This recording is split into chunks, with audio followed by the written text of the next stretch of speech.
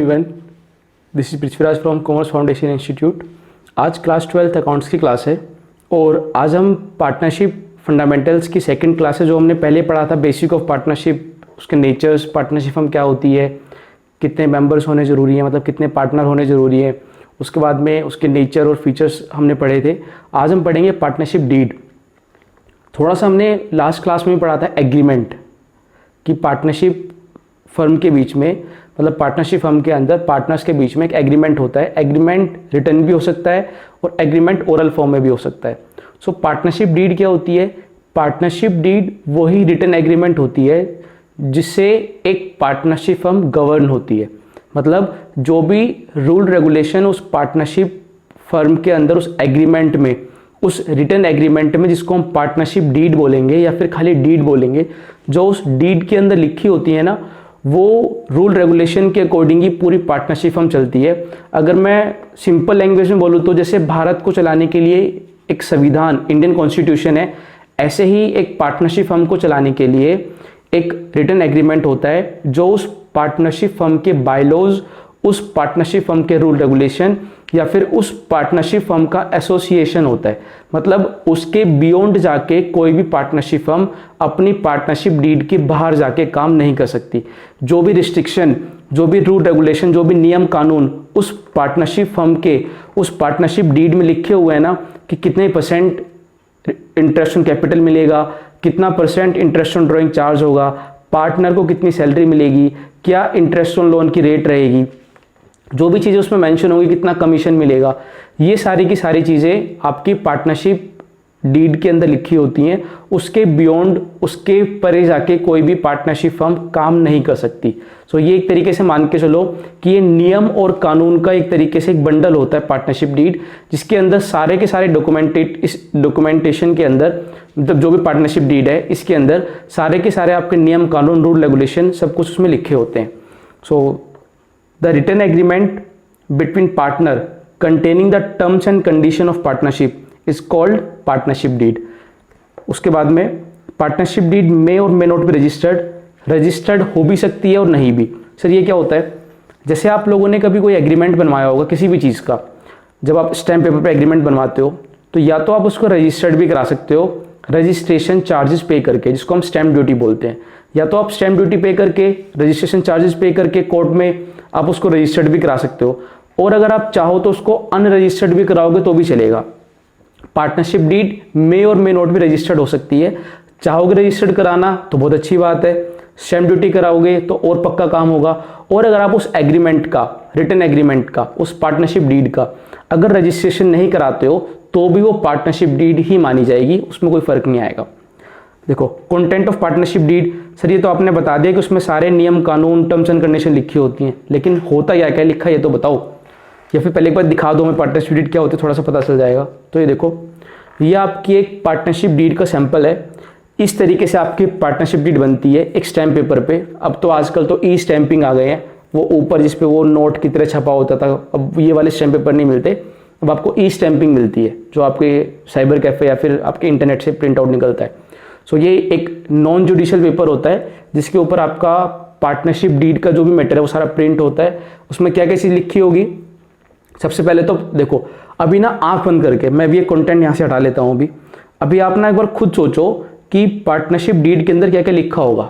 एक ऐसा पेपर जिससे पूरी पार्टनरशिप फर्म चलने वाली है, तो उसमें ऐसा क्या क्या लिखा होगा?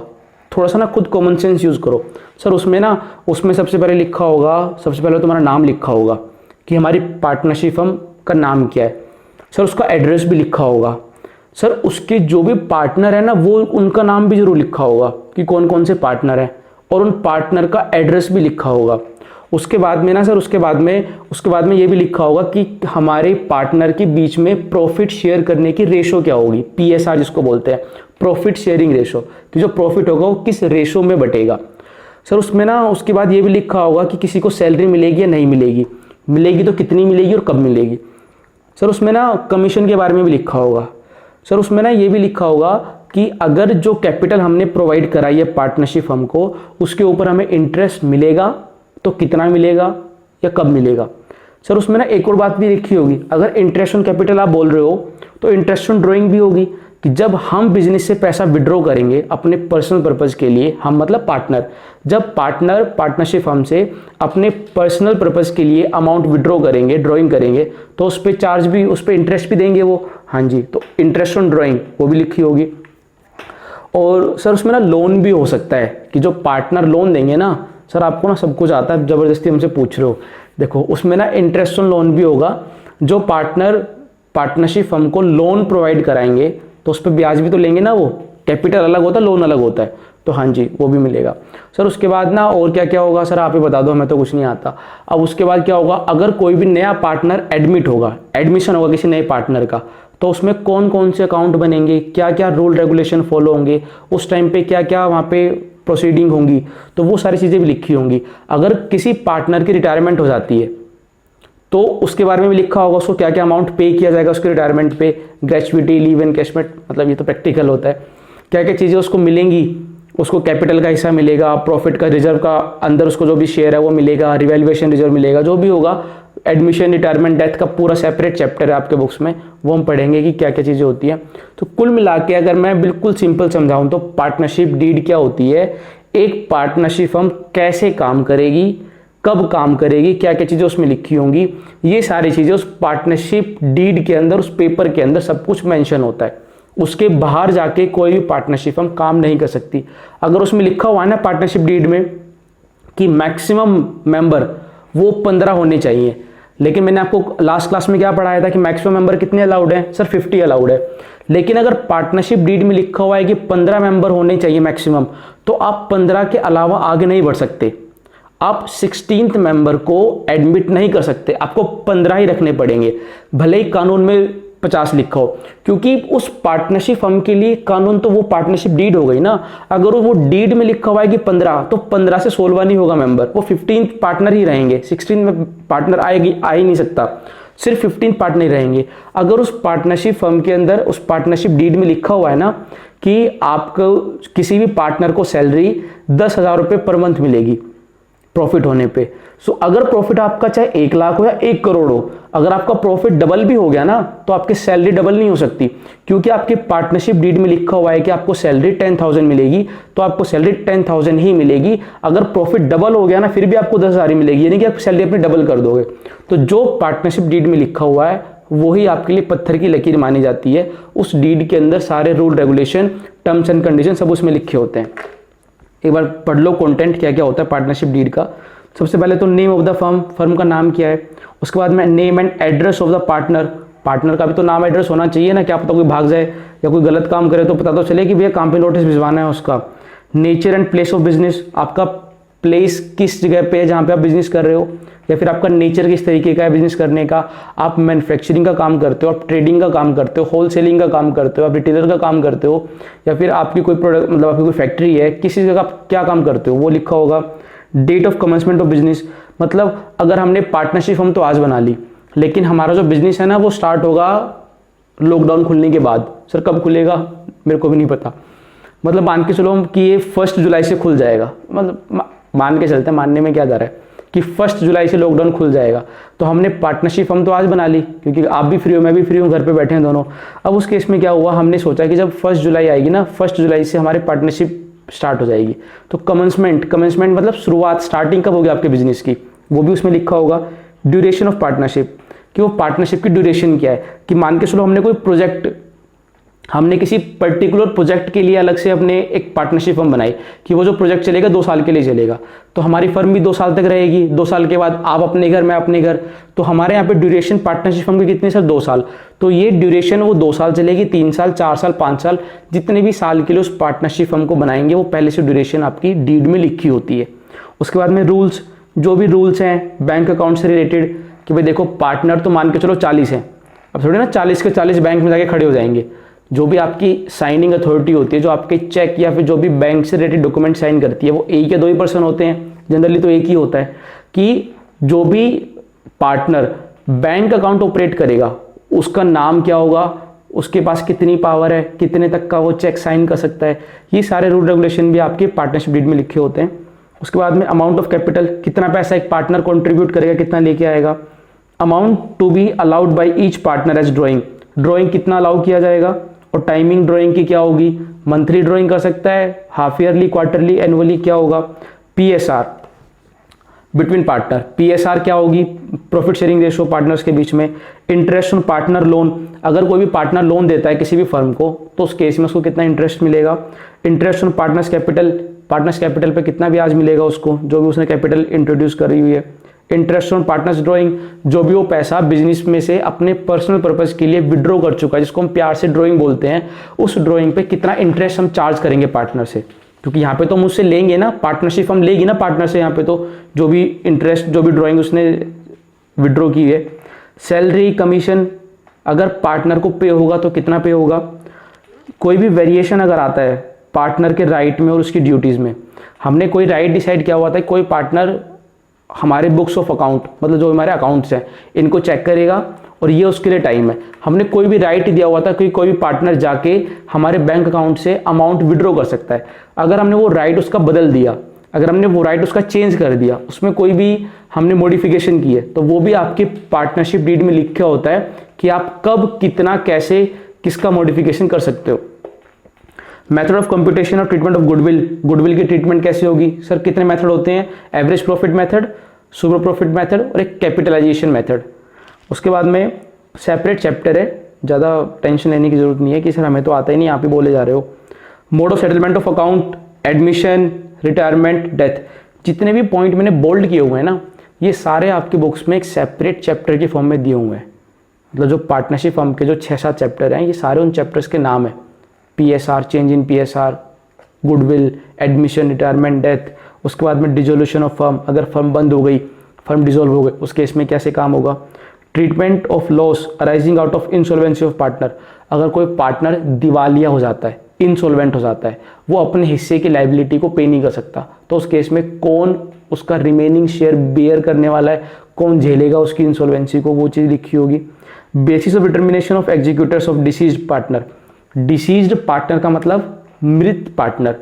जब कोई पार्टनर मर जाता है तो उसके बाद उसके लीगल हायर्स को, जो भी उसके बच्चे होते हैं, जो भी उसके मतलब लीगल हायर होते हैं, उसके आने वाले उत्तराधिकारी जो होते हैं, उसके एग्जीक्यूटर को जो भी पैसा पे किया जाएगा, उसके हिस्से की कैपिटल, उसका रिजर्व में हिस्सा, उसकी जो भी सैलरी वगैरह पेंडिंग थी वो, मतलब जो भी पैसा हम उसको पे करेंगे उसके डिसीज्ड पर्सन को, मतलब डिसीज्ड पर्सन के एग्जीक्यूटर को जो भी अमाउंट पे करेंगे, वो चीज़ भी आपकी इसमें लिखी होती है।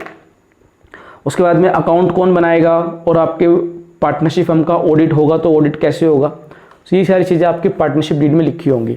सर कुल मिला के कहने का मतलब सिंगल लाइन में ये है, आप स्टार्टिंग से लेके लास्ट तक पार्टनरशिप फर्म बनाने से लेके और डिसोल्यूशन तक, डिसोल्यूशन मतलब जहाँ पे पार्टनरशिप फर्म डिसॉल्व खत्म हो जाती है, बनाने से लेके ख़त्म होने तक इन बिटवीन जो भी आपके पार्टनरशिप फर्म काम करेगी, चाहे वो आपका पार्टनर से रिलेटेड है, सैलरी देना, कमीशन देना, इंटरेस्ट लोन, इंटरेस्ट ड्राइंग, कुछ भी है, जो भी वो काम करेगी, जो भी उसका नेचर होगा, जो भी उसका प्लेस ऑफ बिजनेस होगा, ये सारी चीज़ें आपकी पार्टनरशिप डीड में ऑलरेडी मेंशन होती हैं, सब कुछ उसमें पहले से लिखा होता है। ठीक है, अब अगर पार्टनरशिप डीड ना हो, जरूरी थोड़ी ना सबके पास पार्टनरशिप डीड होती है, अगर पार्टनरशिप डीड ना हो या फिर ये जो मैं पॉइंट आपको दिखा रहा हूँ, इन सारे पॉइंट में ये सारे पॉइंट आपकी पार्टनरशिप डीड में लिखे ही नहीं है। पार्टनरशिप डीड तो है लेकिन ये वाले पॉइंट उसमें लिखे नहीं है, तो इनकी ट्रीटमेंट कैसे होगी देखते हैं। अगर प्रॉफिट शेयरिंग रेशो, वैसे तो ऐसा होता नहीं है कि आपकी पार्टनरशिप डीड है लेकिन उसमें पीएसआर का मतलब प्रॉफिट शेयरिंग रेशो, प्यार से क्या बोलेंगे उससे उसको हम जितनी पार्टनरशिप में आगे बोलेंगे पीएसआर, प्रॉफिट शेयरिंग रेशो। आज तक ऐसा नहीं होता, ना कभी मैंने देखा कि पार्टनरशिप डीड तो है लेकिन पीएसआर का नहीं पता क्या है। मान के चलो कि ऐसा किसी बेवकूफ़ कोई पार्टनर थे, उन्होंने पार्टनरशिप डीड तो बना ली लेकिन पीएसआर के बारे में नहीं लिखा, या फिर उन्होंने डीड ही नहीं बनाई, तो पीएसआर क्या कुछ भी नहीं होगा फिर तो उस केस में वो प्रॉफिट कैसे बांटेंगे, किस रेशो में बांटेंगे। सर सबसे अच्छी बात है इक्वली बांटो ताकि उनके बीच में लड़ाई ना हो। ठीक है, इंटरेस्ट ऑन कैपिटल, या तो पार्टनरशिप डीड हो ही ना, या फिर पार्टनरशिप डीड तो है लेकिन उसके अंदर इंटरेस्ट ऑन कैपिटल कितना होना चाहिए ये नहीं लिखा हुआ, तो क्या इंटरेस्ट ऑन कैपिटल मिलेगा सर, क्यों देंगे, बिल्कुल भी नहीं मिलेगा, नॉट अलाउड। सेम चीज, या तो इंटरेस्ट ऑन ड्रॉइंग आपकी पार्टनरशिप डीड में लिखी ही नहीं थी, कि उसमें इंटरेस्ट ऑन ड्राइंग कितना चार्ज होगा, या फिर पार्टनरशिप डीड ही नहीं थी, काम ही खत्म कर दिया, डीड ही नहीं है, अब बताओ क्या करोगे इंटरेस्ट ऑन ड्राइंग। जब पार्टनर पता क्या बोलेंगे उस केस में, पार्टनर क्या बोलते हैं, डीड ना होने की वजह से तुमने हमें तो मेरी कैपिटल पे इंटरेस्ट दिया नहीं, अब जब मैंने विड्रॉ किया है तो मैं क्यों दूंगा भाई, जैसे को तैसे टिट फॉर टैट तो होना चाहिए ना भाई, मेरे इन्वेस्ट किए गए पैसे पे कैपिटल पे आपने मुझे तो ब्याज दिया नहीं, मुझे तो ये बोल के भेज दिया कि हमारे पास तो पार्टनरशिप डीड नहीं है, और जब मैंने बिजनेस से पैसे विड्रॉ करे अपने पर्सनल पर्पज के लिए तब आप पैसे मांगने के लिए बार बार आ गए, तो मैं भी नहीं दे रहा पैसे, अब not allowed, interest on drawing कोई कुछ नहीं देगा। ठीक है, सैलरी अदर रेम्युनरेशन जैसे कमीशन हो गया, सैलरी हो गई, क्या पार्टनर को मिलनी चाहिए? नहीं सर, नहीं मिलनी चाहिए। अगर पार्टनरशिप डीड ही नहीं है, या फिर पार्टनरशिप डीड तो है लेकिन उसके अंदर सैलरी नहीं लिखी हुई कितनी मिलेगी, कुल मिला के सैलरी वाला पार्ट मिसिंग है, तो सर कुछ भी नहीं मिलेगा। अब इंटरेस्ट ऑन लोन, ये थोड़ा सा इंटरेस्टिंग कॉन्सेप्ट है। इंटरेस्ट ऑन लोन क्या होता है, ध्यान से सुनना। जब किसी पार्टनरशिप फर्म को लोन की ज़रूरत होती है ना, अब होता क्या है ना कि देखो लोन तो उसी को मिलता है, ये कड़वी सच्चाई है हमारे इंडिया के मॉनेटरी बैंकिंग सिस्टम की, कि वो उस इंसान को लोन देना चाहते हैं जिसको लोन की ज़रूरत ही नहीं होती। आप लोगों ने घर में भी देखा होगा, आपके पास एक दो क्रेडिट कार्ड हैं या आपकी कोई गाड़ी वगैरह पे लोन चला हुआ है, तो आपको ज़रूरत ना होगी ना फिर भी आपको डेली फ़ोन करेंगे। वो तो लॉकडाउन की वजह से भगवान का बहुत शुक्रगुजार हो कि मेरे पास फ़ोन नहीं आते, वरना आप बिलीव नहीं करोगे डेली कम से कम 40 से 50 कॉल ऐसे होते हैं जो सर क्रेडिट कार्ड बनवा लो, लोन ले लो, गाड़ी के ऊपर लोन ले लो, सर आप ये लोन ले लो, वो लोन ले लो, हमेशा सर यही चलता रहता है। अब होता क्या है ना कि पार्टनरशिप फर्म को लोन की ज़रूरत है, बेचारों की हालत बेकार है, उनको लोन तो कोई देगा नहीं, बैंक भी बना कर देते हैं, तुम्हारा बिजनेस तो लॉस में चल रहा है।